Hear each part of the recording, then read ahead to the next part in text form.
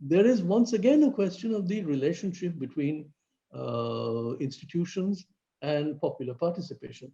And this is not a new question. If you go back to the American Constitution, Yes. that is a central question: how to restrain the people. It is going back to Aristotle. You would get the same kind of argument. So it is something that is deeply inherent in liberal democratic thinking, as Sandipto pointed out initially, that in a sense liberal democracy has to survive by keeping the people out to a considerable extent, right? Uh, so this is a contradiction that becomes difficult to manage when you see there are various ways in which that contradiction had been managed over time.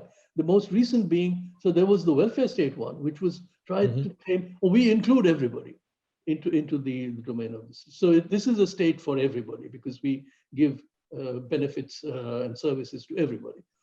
That failed. That didn't work. There was the whole neoliberal critique. In the neoliberal form, there was the idea, well, we don't, take the state out, leave it to the market. Market will resolve this. That doesn't work.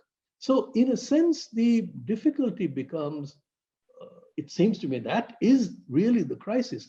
The asking, suggesting that you could find self-correcting mechanisms, institutions within liberal democracy, which will, in a sense, allow populism to rise, but it will,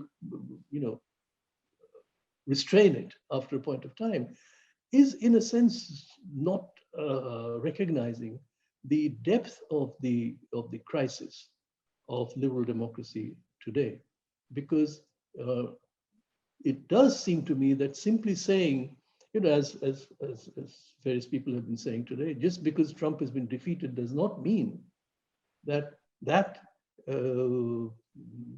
tendency in politics, in American politics, will go away. It wouldn't.